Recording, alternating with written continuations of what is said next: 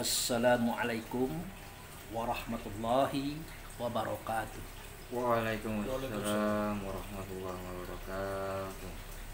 Alhamdulillah wa syukurillah lillahi ta'ala la rahmatillahi alaina aina fazal laili hadarna fazal bait insyaallah rahmatullahu alaina wa ala nabil karim Muhammad sallallahu alaihi wasallam hayya salimu alaih Allahumma sholli ala sayyidina Muhammad wa ala ali sayyidina Muhammad. Amma ba'du.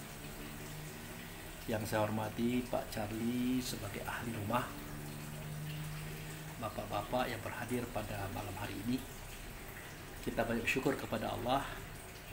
Dengan anugerahnya kita diberi kesehatan dan kekuatan, sehingga dengan itu kita dapat hadir dan datang di rumah ini dalam kebaikan dan kebenaran, yaitu mempermudah langkah-langkah kita menuju jalan selamat, yakni Allah dan Rasulnya.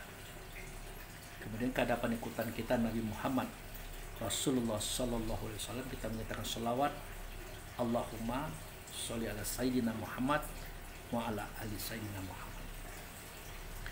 Jadi bapak-bapak, pada malam hari ini kita bercerita tentang Al-Fatihah. Nah, itu.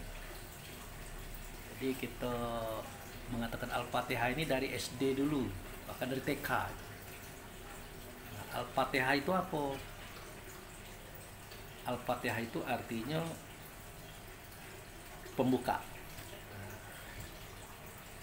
Pembuka apa? Pembuka rahasia. Dikatakan oleh para tokoh-tokoh mu'arifin atau para tokoh tasawuf, setiap kitab mengandung rahasia. Rahasia kitab terletak di awal surat. Tidak ada yang tahu rahasia itu kecuali orang yang ditunjuki oleh Allah. Muhammad jadi guru. Nah, jadi Muhammad jadi guru karena beliau membawa petunjuk, beliau membawa agama. Aja itu. Nah, jadi setiap kitab. Nah, kitab itu apa? Nah, kitab itu bermula pada alif lam mim. Alif lam mim itu adalah kitab. Kan ada kalimat alif lam mim zalikal kitab la raiba fihi hudalil muttaqin.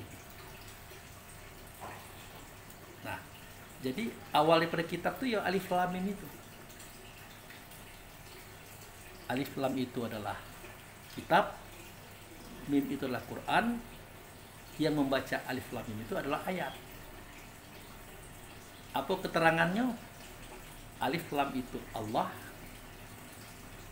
tidak nyata Allah, nyata pada mim itu Muhammad. Yang membaca itu adalah ayat roh kita. Jadi dalam pertemuan kali ini kita akan melihat apakah benar setiap kitab mengandung rahasia kitab terletak di awal surat. Nah, jadi kita lihat di sini kitab itu adalah Allah itu sendiri. Kitab itu adalah Allah itu sendiri. Pada Allah itu tersimpan rahasia awal dan akhir, rahasia zahir dan batin. Nah, tapi kita tidak bisa mendengar, tidak bisa melihat, tidak bisa merasakan, dan tidak bisa membacanya. Maka nyatalah Allah tadi atau kitab tadi pada mim. Ada di mim ini baru kita bisa melihat, mendengar, merasakan bunyi kitab tadi. Nah, hal ini disebut dengan Quran atau bacaan. Nah, sekarang kita akan lihat bahwa ternyata Muhammad itu adalah Quran,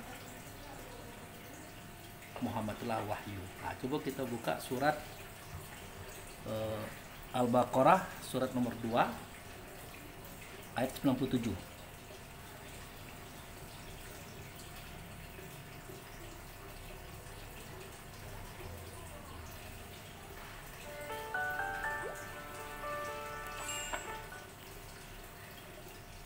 Tuh, Pak. Kul makan. Ya.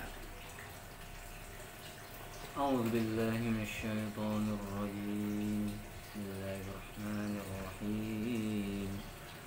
كل من كان عدوا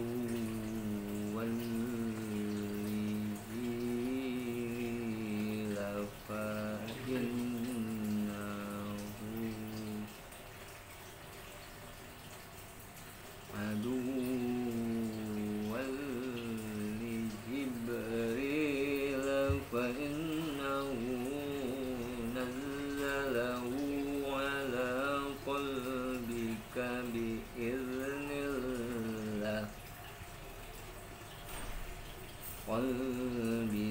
بإذن الله مصدقا لما بين يديه وهدى وبشرى للمؤمنين. Katakanlah Muhammad, siapa yang menjadi musuh Jibril, padahal dialah yang telah menurunkan ke dalam hatimu dengan izin Allah sebagai pembenaran terhadap apa yang terdahulu dan petunjuk serta berita gembira bagi orang-orang beriman. Jadi surat Al-Baqarah ayat 97 ini terang, Pak. Tidak pakai tafsir-tafsir, Pak. Katakan hai Muhammad. Nah, ini Allah yang berkata melalui Rasul. Rasul berkata kepada Muhammad Nabi Muhammad bin Abdullah, Muhammad bin Aminah, Muhammad orang Arab, atau si Rasul yang ada dalam dada beliau. Katakan. Nah, jadi apa yang dikatakan? Siapakah yang menjadi musuh daripada Jibril? Ini katakan fa innahu nazalahu ala qalbika.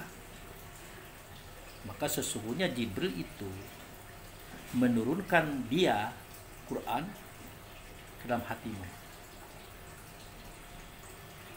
Maka sesungguhnya Jibril itu menurunkan Quran ke dalam hatimu. Hati siapa? Hati Muhammad. Jadi isi hati Muhammad itu namanya Quran. Ada kata hu di situ. Nah, untuk apa? Musaddiqul lima baina yadayhi. Untuk memperbaiki, musaddiqul lima, memperbaiki apa? Yadayhi, baina yadayhi. Baina itu di antara, yadayhi itu dua tangan. Di situ kan ada dua tangan. Musaddiqul lima itu artinya memperbaiki. Memperbaiki, musaddiqul lima baina, apa yang ada di antara, yadaihi, dua tangan. Itu hati. Jadi si Quran ini dimasukkan ke dalam hati Muhammad supaya Muhammad nanti memperbaiki apa yang ada dalam hati manusia atau dalam dua tangan, di antara dua tangan. Nah, itu. Kemudian dikatakan lagi wahuda, dan Quran itu sebagai petunjuk, wa busyra sebagai berita gembira, lil mukminin, bagi mukmin, bagi roh-roh orang banyak. Nah, jadi ayat ini menceritakan kepada kita bahwa yang dalam dada Nabi Muhammad itu namanya Quran. Nah, Quran itu adalah Rasul. Kenapa dikatakan Quran, dikatakan bacaan? Karena kita ingin melihat kitab tadi, Alif Lam. Alif Lam itu kitab, tersembunyi rahasia awal dan akhir, zahir dan batin. Tapi tidak terjangkau dengan kita. Maka si Alif Lam tadi, si Allah tadi, dia menyatakan dirinya pada Mim atau Muhammad. Nah, makanya Muhammad yang kita ceritakan ini bukan Muhammad Nabi, tapi Muhammad Rasul. Tepatnya tanya Allah tuh Muhammad Rasul, bukan Muhammad Nabi. Nah, Muhammad Rasul ini ada dalam dado Nabi. Makanya dikatakan oleh Allah, katakan hai Muhammad. Ah, itu. Siapakah yang menjadi musuh Jibril? Adakah tidak Jibril itu menanamkan Quran dalam dadanya Muhammad? Jawabnya ada. Untuk apa? Musaddiqo lima baina yadai. Musaddiqo itu artinya memperbaiki apa yang ada di antara dua tangan, itu hati. Nah, sebagai petunjuk Quran tadi, dan sebagai berita gembira bagi siapa? Bagi para roh, orang-orang di sekitarnya. Nah, batas ini bagaimana Pak Wel dulu menanggapi ayat tersebut Ya, tentang Quran dan dada Muhammad? pertama terjemahannya dulu. Ya, terjemahan. Terjemahannya di sini kan Mm-hmm. musod di kol lima baina yadaihi ini Mm-hmm. dimaksudkan di terjemahan di sini sebagai pembenaran terhadap apa dalam kurung kitab-kitab yang terdahulu. Ya, Nah, kan gitu. Itu dulu, Pak. ya. Itulah sebabnya kenapa ajaran agama Islam ini terkadang jauh daripada harapan. Lain tulisan, lain terjemahan. Padahal kalimat itu terang, musaddiqo. Musaddiqo itu artinya dia bekerja membenarkan, memperbaiki. Nah, musaddiqo lima, bagi apa? Baina, di antara yadai. Yadun itu tangan. Yadaihi itu antara dua tangan. Apa? Hati. Nah, itu. Sama dengan ini. Kalau kita berbicara tentang kekayaan Allah, nah, kekayaan Allah itu terletak di antara dua bukit Kaf. Dua bukit Kaf. Satu bukit Kaf, yang satu lagi bukit Nun. Jadi orang bingung mana bukit Kaf, mana bukit Nun. Bukit Kaf itu yang sebelah kanan, yang di sini Pak. Bukit Nun itu yang di sini. Jadi Kaf ini kalau ketemu dengan Nun akan jadi kun, jadilah. Kekayaan itulah yang ada di sini dalam hati, ruh itu kekayaan Allah. Ruh itu kekayaan Allah.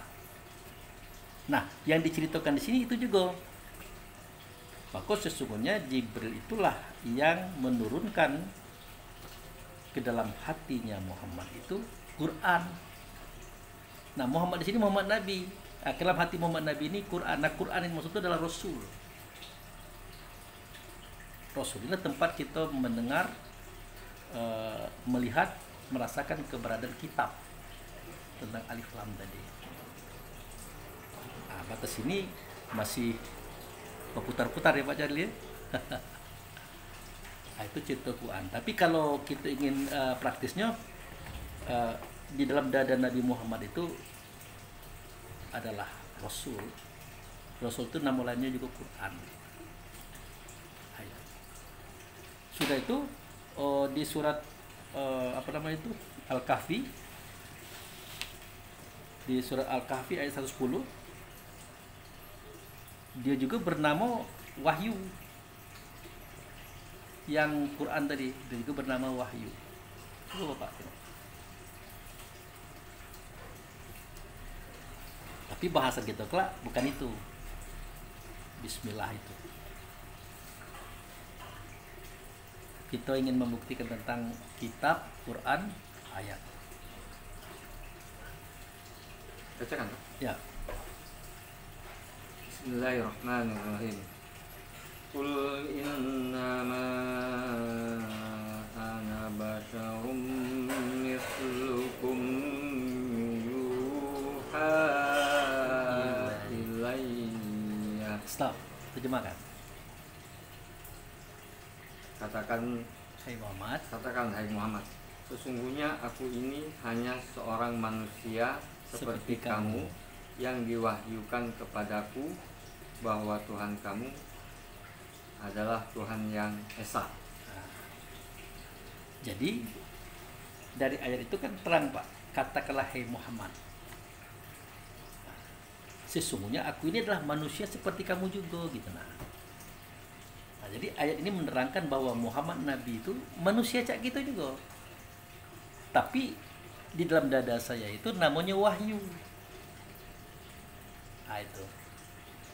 Dia turun dari Allah ada dalam dada saya ini. Nah, di ayat surat Al-Baqarah tadi namanya bukan wahyu, Quran. Ah, gitu, Pak. Jadi ini cerita tentang setiap kitab mengandung rahasia Quran terletak di awal surat. Tidak ada yang tahu rahasia itu kecuali yang ditunjuk oleh Allah, Muhammad jadi guru. Jadi bahasan itu selesai. Batas itu baik untuk pembuka. Nah, sekarang kita masuk kepada ayat 1 surah Al-Fatihah. Nah, coba Pak baca.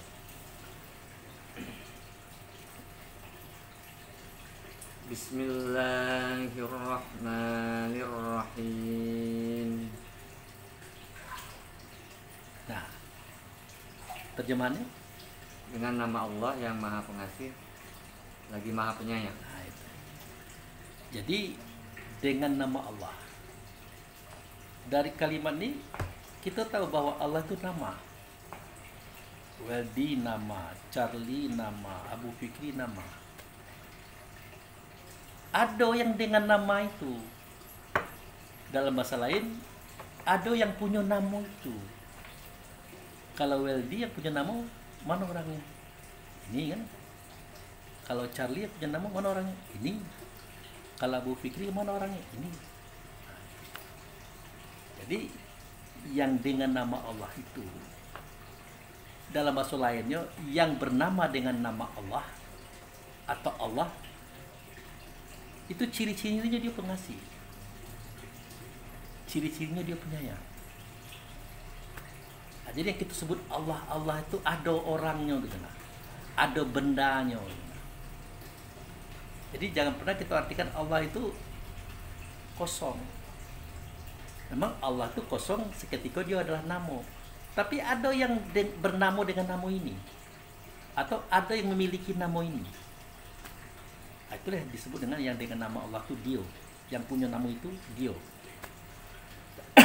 Pertanyaannya siapa Dio? Ayat kedua. Alhamdulillahi Rabbil Alamin. Segala puji bagi Allah, Tuhan semesta alam. Nah, itulah makanya jauh pelajaran agama ini karena terjemahan itu.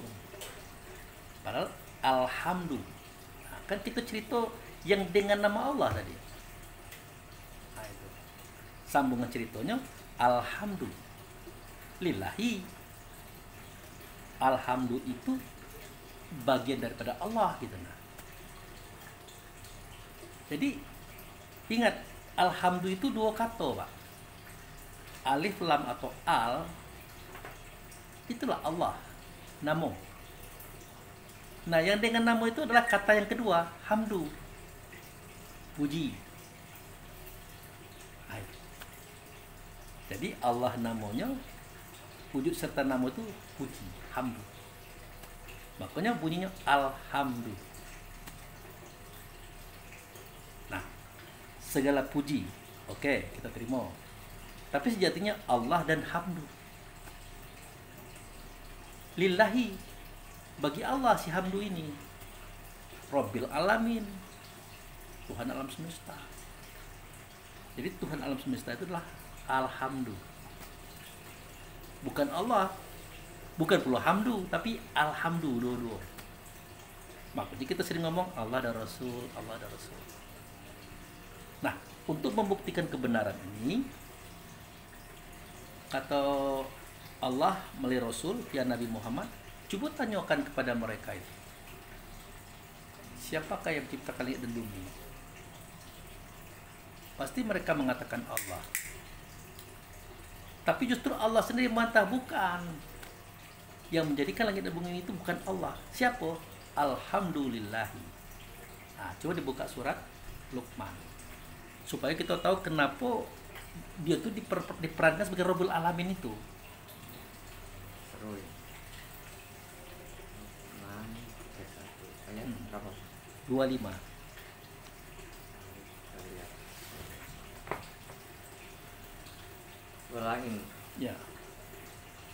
Bismillahirrahmanirrahim. Walain sa'altahum man khalaqas samawati wal arda la yaqulunna Allah. Qulil hamdulillah bal aktsaruhum la ya'lamun. Nah, terjemahan. Sungguh jika engkau, hai Muhammad, bertanya kepada mereka, siapakah yang menciptakan langit dan bumi? Pasti mereka akan menjawab, Allah. Katakanlah, segala puji bagi Allah. Tetapi kebanyakan mereka tidak mengetahui. Jadi kalau kamu tanyakan kepada mereka siapakah yang menciptakan bumi dan langit, pasti mereka mengatakan Allah. Gitu. Katakan Muhammad, bukan. Yang menciptakan langit dan bumi itu alhamdulillahi. Jadi Allah tidak mau dia muncul sendiri, karena Allah itu sudah menyatu dengan hamdu tadi. Nah, itu. Jadi walain sa'atahum man khalaqas samawati wal ard, kalau kamu tanyakan kepada mereka siapa yang menciptakan langit dan bumi, ya pasti mereka mengatakan Allah. Kul hai Muhammad, katakan hai Muhammad, kulil hamdulillahi, katakan bukan Allah tapi alhamdulillahi. Bal aksarahum la ya'lamun, kebanyakan tubuh itu tidak tahu. Kebanyakan mereka itu tidak tahu. Nah, jadi Allah tidak lagi sendiri, Allah sudah bersama dengan hamdu. Makanya alhamdu bunyinya. Nah, itu alasannya kenapa dia dikatakan Rabbul Alamin itu, Pak. Karena dia menjadikan alam semesta itu. Nah, itu. Kemudian pada surat Al-Ankabut ayat 63.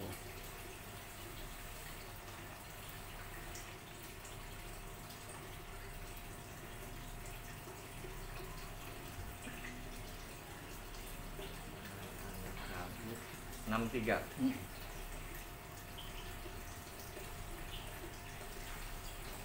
Bismillahirrahmanirrahim.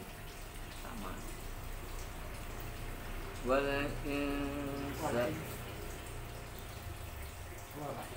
Walain sa'altahum man nazzala minas sama'i ma'an fa ahya bihil ardh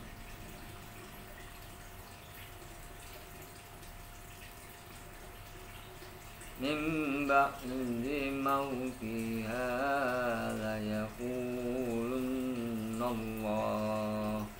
Qulil hamdulillahi bal aktsaruhum la yaqilun. Sama ini ya. Terjemahan. Jika engkau bertanya kepada mereka, siapakah yang menurunkan air dari langit lalu dengan itu menghidupkan bumi setelah mati, pasti mereka akan menjawab Allah. Katakan, segala puji bagi Allah. Akan tetapi kebanyakan mereka tidak mengerti. Jadi walain sa'altahum man anzala minas sama'in ma'am fayaul ardi min ba'di mautiha. Kalau kamu tanyakan kepada mereka siapakah yang menurunkan air dari langit ke bumi yang menjadikan bumi itu hidup setelah matinya, la yaquluna Allah, pasti mereka mengatakan Allah. Kul, katakan hai Muhammad, kulil hamdulillahi bal aksarum la yaqilun, katakan hai Muhammad, yang menurunkan air dari langit itu bukan Allah tapi alhamdulillahi, tapi kebanyakan mereka tidak menggunakan akal untuk berpikir, tidak pelajar mereka itu gitu. Nah, itu berkali-kali Allah mengatakan kata alhamdulillah, alhamdulillah itu kita artikan segala puji bagi Allah. Padahal alhamdulillah itu nama Allah dan Rasul, nama Allah dan hamdu. Nah, itulah keterangan kenapa bismillahirrahmanirrahim alhamdulillahirabbil alamin itu keterangannya. Yang dengan nama Allah itu adalah hamdu, dia itu dipertuan agung oleh Allah sebagai Rabb alam semesta. Kenapa? Karena dia menjadikan langit dan bumi. Karena dia menurunkan air dari langit ke bumi. Nah, ini cerita bukan Muhammad Nabi, ini cerita Muhammad Rasul, utusan serta Allah. Gitu. Kemudian kita masuk pada ayat ketiga. Ar-Rahmanir-Rahim. Artinya? Maha pengasih, lagi maha penyayang. Nah, jadi Alhamdulillah ini, atau Allah dan Hamdu ini, atau Allah dan Rasul ini, dia tuh maha pengasih. Semua makhluk yang dia ciptakannya dikasih, diberi gitu. Apa yang diberi? Itu nikmat. Apa itu nikmat? Itu rasa. Supaya apa? Biar dia bisa merasakan kenikmatan-kenikmatan yang banyak. Nah, kita ini kan tidak bisa membedakan antara nikmat dengan kenikmatan. Nikmat itu cuma satu dalam diri setiap makhluk. Itulah ruh. Ruh itulah rasa. Nah, dia bisa merasakan apa saja. Nah, yang dia rasakan itu namanya kenikmatan. Sedangkan dia adalah nikmat. Ruh itulah nikmat karena dia adalah rasa. Rasa itulah nikmat. Nah, apa yang dia rasakan itulah kenikmatan. Bisa ditangkap Pak Jali. Beda nikmat dengan kenikmatan. Nikmat itu rasa. Kalau kenikmatan yang dirasakan. Jadi rasa itu cuma satu pada diri kita, tapi yang dirasakan tuh banyak. Ada rasa pendengaran, rasa penglihatan, rasa penciuman, rasa perkataan, rasa perasaan, rasa pemikiran. Nah, dalam bentuk kehidupan ada rasa buah-buahan, ada rasa hewan-hewanan, macam-macam itu. Itulah kenikmatan. Kalau yang merasakan itu cuma satu, itu nanti namanya itulah ruh. Nah, di sini kita hanya menangkap sinyal tentang kebenaran adalah perbedaan nikmat dengan kenikmatan. Nah, jadi harus tahu gitu tuh. Kebanyakan orang kan yang sudah memberikan kepada kita kenikmatan. Tidak ada Allah memberikan kepada kita kenikmatan. Yang dikasihnya itu adalah nikmat, rasa. Nah, rasa inilah yang merasakan banyak. Nah, gitu. Itu yang disebut dengan yang dikasihi. Itu kita lihat pada surah As-Sajdah ayat 9.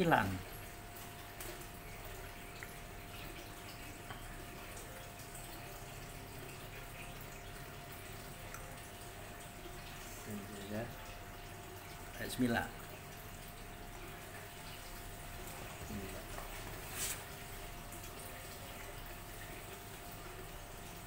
Summa sawwahu. Ya. Bismillahirrahmanirrahim. Summa sawwahu wa nafakha fihi min ruhihi wa ja'ala lakumus sam'a wal absar wal afidah qalilan ma tashkurun. Kemudian dia menyempurnakannya dan meniupkan ruhnya ke dalam tubuhnya. Dia menjadikan pendengaran, penglihatan, dan hati nurani untukmu. Sedikit sekali kamu bersyukur. Nah, seakan-akan itu hanya untuk kita manusia. Padahal setiap makhluk yang Allah ciptakan itu sudah seketika dia mulai sempurna, maka Allah tiupkan ruhnya dia ke dalamnya itu. Ruhnya Allah ini ya disebut dengan nikmat atau rasa yang bisa merasakan kenikmatan-kenikmatan. Itu dikasihi, dikasihkan, diberikan. Kemudian kita masuk, kan ini kan Rahman Rahim tuh, kasih dan sayang tuh kan. Jadi itu cerita tentang kasih. Kini kita cerita tentang sayang atau cinta. Coba buka surat Ali Imran ayat 31 dan 32.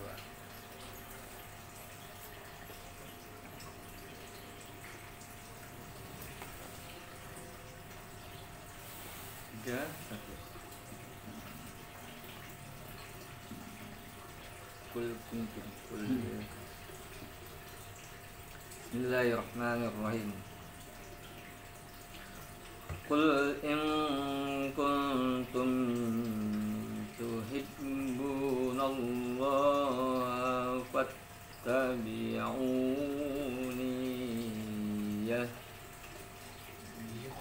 yuhbikumullahu wa yaghfir lakum dzunubakum wallahu ghafurur rahim.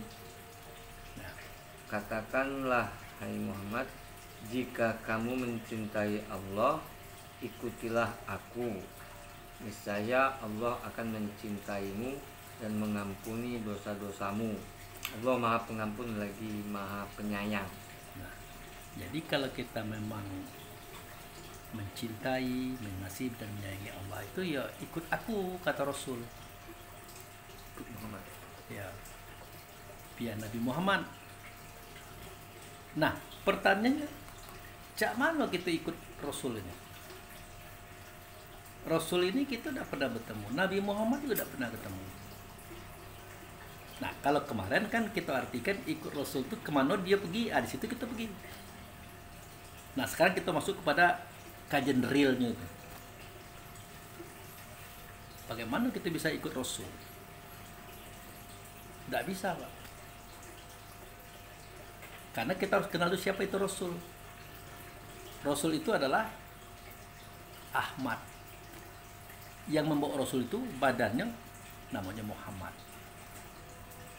Nah, jadi kalau kamu ingin dicintai oleh Allah, diampuni dosa, ya ikut aku, kata Ahmad tadi. Bagaimana cara mengikutinya? Cara mengikutinya dihidupkan Ahmad yang ada dalam dada kita, Pak. Ahmad itu artinya sifat terpuji, Pak. Bentuknya sidik, amanat, tabligh, fatonah. Orang tidak tahu apa itu sidik, amanat, tabligh, fatonah. Itulah sifat dalam bahasa Arabnya Ahmad. Itu. Nah, jadi kalau kamu memang mencintai Allah, mengasihi Allah, menyayangi Allah, ikut aku. Nah, kalau kita ikut dia itu kemana kita ngikut? Ngikut Rasul itu tidak kemana? Ngikut Nabi Muhammad tidak kemana? Tidak bisa. Dalam bahasa lainnya, bersifatlah kamu dengan sifatku. Dia ada pada dirimu. Nah, sifat itu namanya Ahmad, isinya sidik, amanat, tabligh, fatonah. Inilah yang dikatakan akhlak itu, Pak. Banyak orang mengatakan kata akhlak, tapi tidak tahu akhlak yang mana. Makanya innama bu'istu liutamima makarimal akhlak. Aku tidak dibangkitkan, kata Rasul ya Nabi Muhammad, kecuali untuk menyempurnakan akhlak. Sebelum akhlak itu disempurnakan, sebelum sifat yang patut disempurnakan, diperkenalkan oleh Rasul melalui Nabi Muhammad bahwa pada diri kamu itu ada sifatku, itu sidik, amanah, tabligh, fatonah. Diperkenalkan dulu, dibangkitkan dulu. Bagaimana cara membangkitkannya? Nah, itu diperkenalkan dulu. Sidik itu ini, amanah itu ini, tabligh itu ini, fatonah itu ini. Diperkenalkan, baru dibangkitkan. Dibangkitkan itu artinya direalisasikan, Pak. Sidik itu artinya benar. Siapa yang benar? Allah dan Rasul. Kalau kita tidak benar, Pak, makanya kita harus dibenarkan atau diperbaiki. Seketika kita setuju dibenarkan, diperbaiki oleh siapa saja, berarti sifat sidiklah kita pegang. Nah, bangkitkan sifat itu, kata beliau. Tunjukkan kepada dunia bahwa kamu itu adalah bersifat sidik, benar, dan bisa dibenarkan dan bisa diperbaiki kalau kamu salah. Jangan marah, karena yang memperbaiki nanti adalah Allah dan Rasul, tapi melalui anak, istri, kawan, karyawan, bahkan orang-orang yang tidak suka dengan kita. Nah, kalau kamu tidak bersifat sidik, terima itu. Kemudian amanah, dapat dipercaya. Kamu itu dipercaya oleh Tuhan loh. Nah, itu. Makanya contoh yang paling mudah itu adalah ayah bunda. Ayah bunda itu adalah wujud daripada Allah itu sendiri. Makanya Allahu wajibul wujud. Allah itu wajib nyata adanya. Pada siapa? Ya pada ciptaannya, pada makhluknya. Kita contohkan kepada ayah bunda. Contoh, yang melahirkan kamu itu adalah aku, kata Allah. Yang mengasihi sayangi kamu itu adalah aku. Yang melindungi kamu itu adalah aku. Yang memberi rezeki kepada kamu itu berupa makan, minum, pakaian, tempat, kendaraan, fasilitas lain, aku. Yang mendidik kamu, mengajar kamu, yang kamu belum tahu jadi tahu itu adalah aku. Segala orang mengakui. Macam mana Pak Charlie? Itu Allah yang melakukan. Segala orang mengakui. Tapi ketika kita tanyakan, pernahkah kamu melihat Allah menzahirkan kamu? Allah memberikan rezeki berupa makan dan minum, pakai tempat dan kendaraan. Allah mendidik, mengajar kamu dan menyekolahkan kamu. Pernah tak kamu lihat? Tidak ada apa tadi. Yang aku lihat itu adalah ayah bundaku. Nah, ternyata ayah bunda ini hubungan dengan Allah adalah ayah bunda ini adalah perwujudan daripada Allah itu sendiri. Tempat nyata dia menceritakan cerita tadi, ayah bunda inilah tempat nyata yang menzohirkan kamu dari tidak ada menjadi ada itu aku, kata Allah, tapi melalui ayah bunda. Yang berezeki kamu itu aku, tapi oleh ayah bunda. Yang mengasihi menyayangi kamu itu aku, oleh ayah bunda, dan seterusnya dan seterusnya. Makanya antara ayah bunda dengan Allah ini sangat dekat. Jangan dikucak-kucak ayah bunda ini, karena kalau ayah bunda kita ini ridho, Allah ridho. Kalau ayah bunda kita ini tidak ridho, Allah juga tidak ridho. Yang paling sialnya adalah kita sakiti Allah. Bagaimana mungkin caranya? Sakiti ayah bunda, pasti Allah tersakiti. Nah, sakit percayanya Allah itu kepada kita itu dijadikan perwujudannya. Contohnya ayah bunda. Kalau malam ini contohnya Pak Charlie dan istri. Allah itu Ar-Razzaq, Maha Pemberi rezeki. Tidak ada Allah menatingkan lemang tapai, menatingkan jeruk kue, tidak ada. Yang ada adalah Pak Charlie dan istri. Rupanya benar Allah itu menatingkan, tapi melalui atau dipercayakan pada Pak Charlie dan istri ini. Itu disebut dengan amanah itu, Pak. Dan Allah tidak ragu menjadikan kita itu wakilnya dia. Nah, yang ketiga, sifat Rasul tadi adalah tabligh, menyampaikan suara Allah, suara Rasul, kata Allah, kata Rasul, perbuatan Allah di atas semesta. Sama ceritanya, Pak. Dalam bahasa ini dikatakan kita jangan menyampaikan sesuatu yang lain selain itu. Nah, itu. Suara kata perbuatan hawa nafsu jangan. Selalu menyampaikan suara kata dan perbuatan Allah dan Rasul. Itu sebelum tabligh. Nah, seketika amanat tabligh sudah kita buat, maka sifat yang keempat muncul sendiri. Cerdik lagi bijaksana. Artinya orang cerdas. Itulah akhlak. Jadi diperkenalkan dulu oleh Rasul, akhlak itu ini loh. Begini loh. Urainya begini loh. Nah, kemudian Allah dan Rasul meminta supaya akhlak ini dibangkitkan. Innama bu'itsu li utammima makarimal akhlak.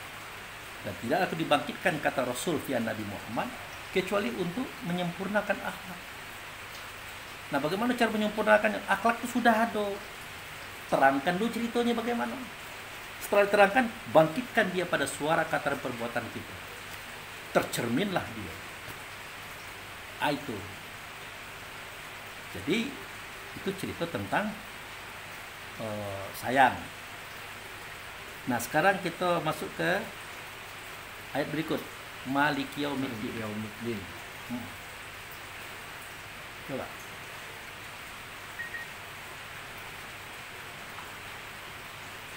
Maliki yaumiddin. Pemilik hari pembalasan atau yang menguasai hari pembalasan. Maliki yaumiddin artinya raja di hari agama. Din itu agama, Pak. Hari agama itu artinya raja di hari seketika kamu mendirikan agama. Artinya waktu sholat, Pak. Dia itu rajanya. Siapa? Allah itu rajanya. Tidak nyata Allah, mungkin nyata Rasulnya. Kenapa? Karena Allah ada di Rasul.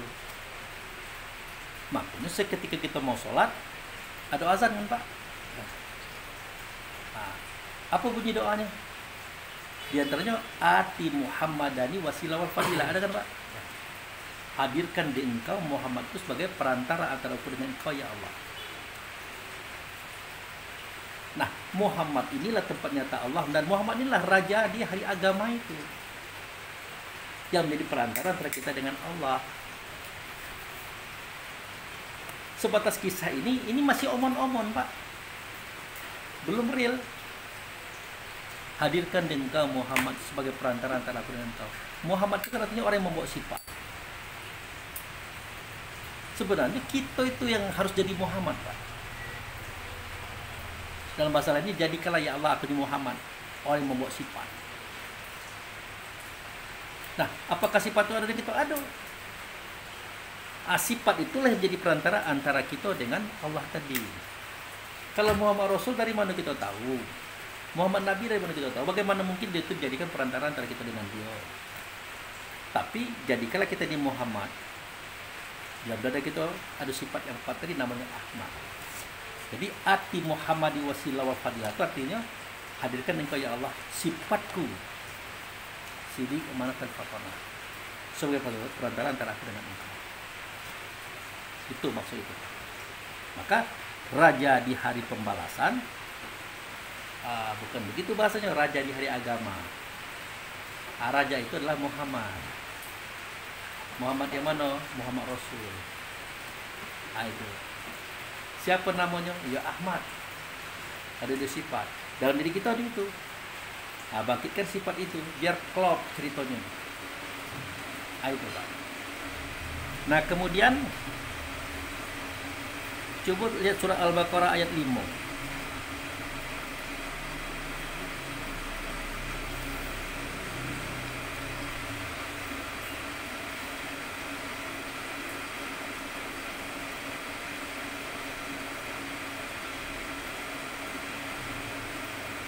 Bismillahirrahmanirrahim. Ulaika ala hudam mir rabbihim wa ulaika humul muflihun. Merekalah yang mendapat petunjuk dari Tuhannya, dan mereka itulah orang-orang yang beruntung.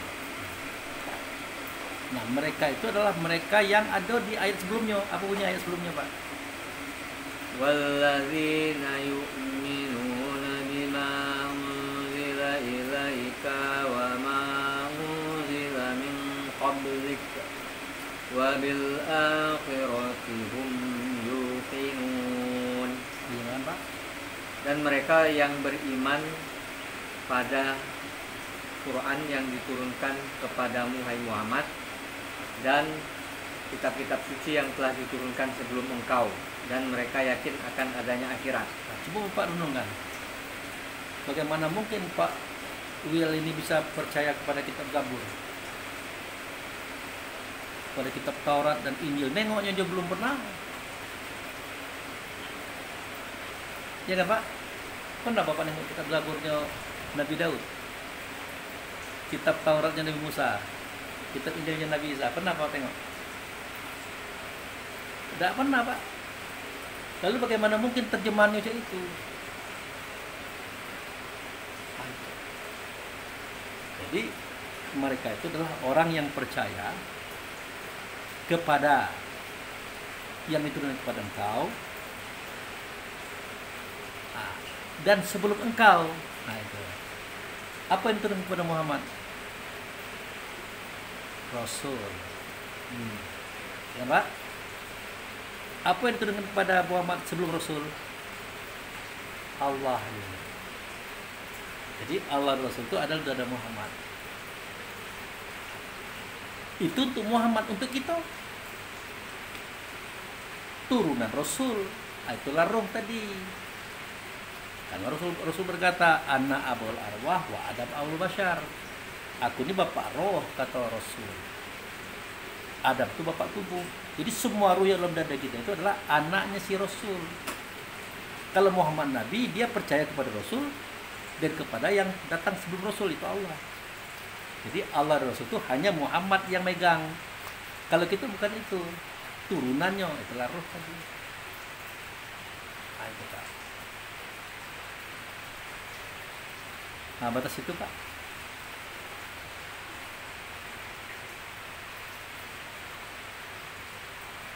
Kita lanjut dulu. Nah, udah kan Pak? Nah, di Al-Baqarah ayat 45 kalau salah, coba lihat.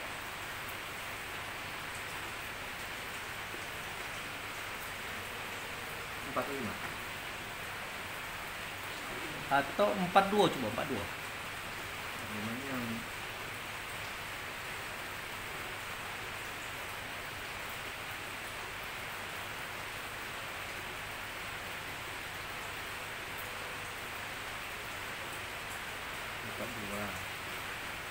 Wa aminu bima wala talbisul haq.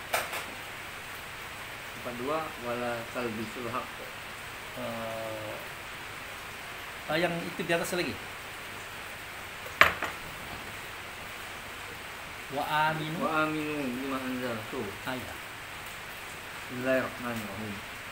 Wa aminu bima anzaltu musaddiqan lima ma'akum wa la takunu awwala kafir. Kamu Wala kafirim bihi wala tashtaru bi ayati samanan qalila wa iyaya fattaqun. Berimanlah kamu kepada apa dalam turun Al-Quran yang telah aku turunkan sebagai pembenar bagi apa yang ada pada kamu dalam turun Taurat, dan janganlah kamu menjadi orang yang pertama kafir kepadanya. Janganlah kamu menukarkan ayat-ayatku dengan harga murah, dan bertakwalah hanya kepadaku. cukup terjemahkan pelan-pelan. Berimanlah kamu kepada apa yang telah aku turunkan, Terus sebagai pembenar bagi apa yang ada pada kamu. kalau buruk Taurat. Nah, aku tidak bingung Pak. Baca Pak Will beriman kepada Taurat. Susah enggak? Bisa. Bisa Pak Cali beriman kepada Taurat? Tidak bisa. Tapi kenapa ditulis di situ cak itu? Padahal terjemahannya itu sejatinya bukan cak itu. Wa aminu, berimanlah kamu. Wa amin, bima, dengan apa? Anzaltu, dengan apa sudah kuturunkan ada pada kamu. Artinya Allah dan Rasul itu melalui Nabi Muhammad berkata kepada yang empat anasir pada diri kita ini. Wahai yang empat anasir, berimanlah kamu kepada yang aku turunkan ada pada kamu. Maksudnya ruh, yang diturunkan itu adalah ruh, bukan kitab Taurat. Kerja ruh itu adalah musaddiqal lima ma'akum, memperbaiki perangai buruk kamu. Dan janganlah kamu menjadi orang pertama kali kafir kepada dia itu. Jadi si empat anasir itu dia harus beriman kepada ruh. Ruh itu harus beriman kepada Rasul sampai ke atas. Nah, itulah gambarannya itu Pak. Jadi kita hanya beriman kepada yang diturunkan Tuhan kepada kita adalah ruh. Kalau kepada Rasul dan Allah itu Nabi Muhammad Pak. Tinggi nian gitu Pak.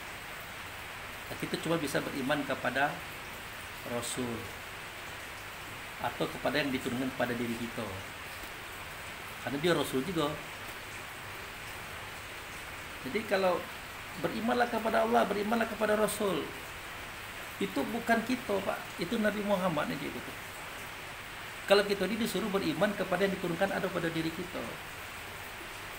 Itulah roh tadi. Suara Allah, suara Rasul ada di roh itu, Pak. Itu yang bisa kita rasakan secara real. Seketika kita ingin melakukan kesalahan, Pak. Ada rasa yang tidak enak kan, Pak? Ada kan getaran, bahkan gemetar, Pak. Itu suara yang turun tadi mengatakan jangan. Tidak Allah, tidak Rasul. Yang nyatu kayak gitu dia ada di sini. Tetapi dalam catatan itu dikatakan kita disuruh beriman kepada Taurat, makanya agama ini semakin jauh, Pak, pemahamannya, Pak. Semakin tidak jelas. Nah, itu. Nah, kita masuk kepada ayat berikutnya.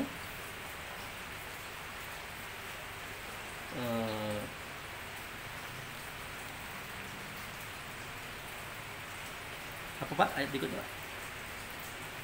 Iyyaka na'budu wa iyyaka nasta'in. Nah, pada engkau Kami menyembah, pada engkau kami. kami mohon pertolongan. Nah, apa itu menyembah? Kan kita sendiri mengatakan kepada engkau kami menyembah dan kepada engkau kami tak tolong. Jadi kita ngomong itu engkau, kepada engkau. Engkau itu siapa? Engkau itu raja di hari agama tadi, Rasul. Ini bukan cerita Allah ini, Pak. Siapa raja agama? Rasul. Bahkan kita sendiri minta dia ditampilkan, dihadirkan sebagai wasilah. Nah, kepada engkau kami menyembah. Berarti kita tuh menyembah Rasul. Kalau Allah tuh tidak bagian kita, itu bagian Rasul. Kita kepada Rasul, Rasul kepada Allah, kita harap. Jadi sayang 1000 kali sayang, sembah itu kita artikan sholat. Kalau sholat dengan sembah itu beda. Buktinya surat Toha ayat 14. Innani anallah la ilaha illa ana fa'buduni wa aqimus shalah li dzikri. Sesungguhnya aku adalah Allah, tidak ada Tuhan kecuali aku. Sembahyanglah kamu kepadaku dan dirikan sholat. Nah, jadi menyembah ini artinya mentaati semua perintahnya, menjauhi semua larangannya, mencontoh perbuatannya, pergi kalau disuruhnya, datang kalau dipanggilnya, diam kalau ada ilmu daripada dia. 6. Itulah menyembah. Ya sebatas Rasul itulah. Itu pun tidak bisa kita dengarkan kalau dia tidak dikasih tubuh yang namanya Nabi. Nah, itu. Lalu bagaimana kita menyembah Allah? Dari salah. Kita hanya menyembah kepada yang berkata oleh Nabi. Artinya kita hanya bisa mengikuti perintah Allah melalui Rasul dan Nabi. Itu disebut dengan menyembah. Kemudian kepada engkau pula kami minta tolong. Coba tengok surat Al-Baqarah ayat 45. 5.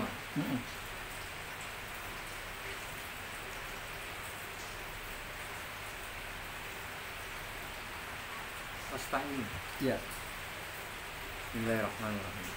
Wasta'inu bis sabri was shalah wa inna lakabiratun illa 'alal khashi'in. Bagaimana? Mohonlah pertolongan kepada Allah dengan sabar dan sholat. Sesungguhnya sholat itu benar-benar berat, kecuali bagi orang-orang yang khusyuk. Jadi kalau Pak Charlie minta tolong itu ya dengan sabar, Pak. Pak Wel juga. Sayang 1000 kali sayang, kita ini pacak ngomong baik, sabar, atau sobar. Siapa sobar itu? Kita udah minta tolong kepada Allah, tapi tidak bisa dengan kita sendiri, Pak. Harus dengan sobar. Sobar itu siapa? Si sobar itu siapa? Sobar itu sifat, Pak. Orangnya siapa? Rasul tadi. Tapi ingat, kita tidak bisa langsung kepada Rasul yang kita ceritakan di atas tadi. Dia ada di kita, turunannya. Jadi kita dikehendaki oleh Allah tuh bersifat dengan sifat Dia. Kalau kita nak minta tolong tuh bersifatlah dengan sifat Dia. Dan sholat. Jadi bersifat dengan sifat sidik amal terfakonan Pak, tidak baca tidak Pak, wajib hukumnya. Karena kita minta tolong kayak Dia harus bersifat dengan sifat itu Pak. Gitu. Nah, selanjutnya ayat berikut. Ayat yang Al-Fatihah apa yang Al-Fatihah. Ihdinas siratal mustaqim. Nah, tunjukilah kami jalan yang lurus. Nah, mana itu jalan yang lurus? Mana jalan yang lurus? Jalan yang lurus itu adalah ketika kita menyembah Beliau tadi, mentaati semua perintahnya, menjauhi semua larangannya, mencontoh perbuatannya, pergi kalau disuruhnya, datang kalau dipanggilnya, diam kalau ada ilmu dari Dia. Itulah jalan yang lurus. Nah, makanya ada kalimat itu surat 36 ayat 60, tinggal buka Pak. 60 61. 36 itu surat Yasin.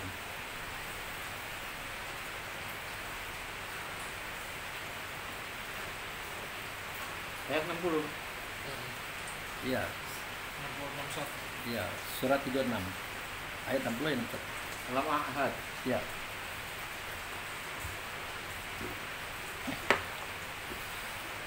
Bismillahirrahmanirrahim.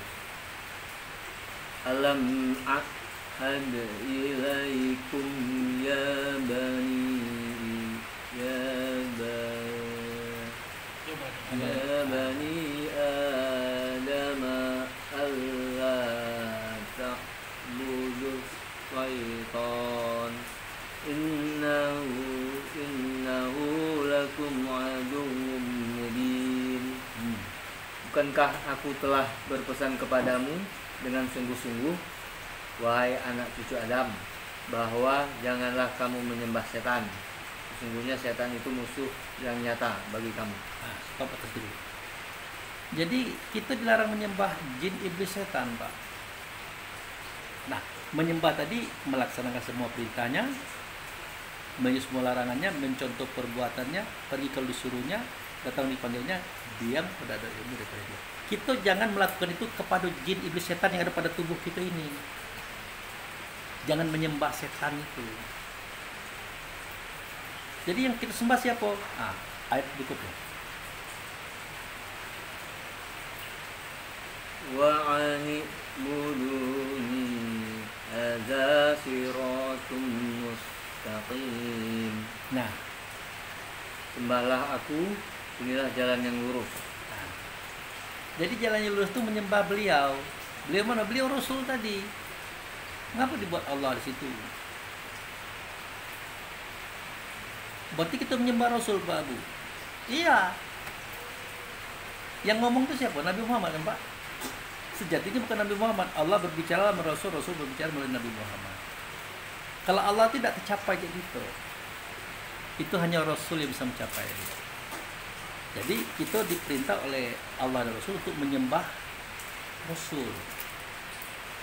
Jangan menyembah setan dalam diri kita. Nah, seketika dikatakan menyembah Rasul, orang kaget. Terlalu tinggi cara berpikir. Sementara kita tidak sadar, tiap hari kita menyembah setan dan dado kita ini. Menyembah iblis, jin kita ini. Pas menyembah Rasul, orang nolak. Kalau menyembah diri kita, orang mengiyakan. Kan aneh. Rupanya pengertian menyembah ini melaksanakan semua perintah Rasul, menjauhi semua larangan Rasul, mencontoh perbuatan Rasul. Yang contoh itu apa? Nah, yang dicontoh itu coba lihat surat Al-Ahzab ayat 21.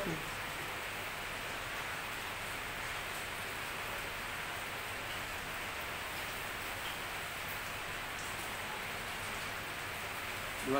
Ya. Lapot pana. Al-Ahzab ayat 21. Lapot pana. Hmm. Bismillahirrahmanirrahim. Laqad kana lakum fi Rasulillahi uswatun hasanatun liman kana yarju واليوم الآخر وذكر الله كثيرا. Sungguh pada diri Rasulullah benar-benar ada suri tauladan yang baik bagimu, yaitu bagi orang-orang yang mengharap rahmat Allah dan kedatangan hari kiamat serta yang banyak mengingat Allah. Betul Pak, Rasul ini contoh Pak. Betul Pak ya? Sedangkan sembah itu definisinya melaksanakan semua perintahnya, menjauhi semua larangannya, mencontoh perbuatannya. Nya siapa? Rasul kan Pak? Bukan Allah kan? Ngapa sulitnya kita ngatakan nyembah Rasul? Takutnya ayatnya ada. Ternyata menyembah itu tadi melaksanakan perintahnya, semua larangannya, mencontoh apa yang ada pada beliau. Apa yang ada pada beliau? Laqad kana lakum fi rasulih uswatun hasanah. Sungguh pada diri Rasul, bukan diri Nabi. Pada diri Nabi itu Rasul. Nah, ini pada diri Rasul apa itu? Sifatnya. Sifatnya itu yang kita contoh. Makanya falya'buduni hadza sirrun mustaqim. Kau sembah aku, inilah jalan yang lurus. Kalau kau nyembah aku, itulah jalan yang lurus. Masih juga kita ngomong nyembah Allah juga. Tak tahu yang kita Allah. Yang tahu Allah cuma Rasul, Pak. Yang mengatakan falya'buduni itu Nabi Muhammad ngomong itu, tapi yang mengatakan kata itu sebenarnya di dalam Nabi Muhammad itu Rasul. Jadi kita ini kalau menyembah sebatas Rasul. Kalau Allah itu urusan Rasul kepada beliau. Kalau kita sebatas Rasul. Gitu Pak. Sudah.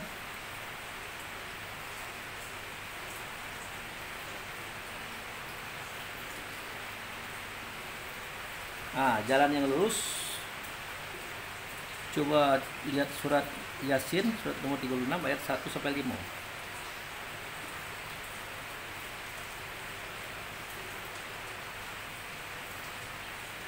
Itu ya,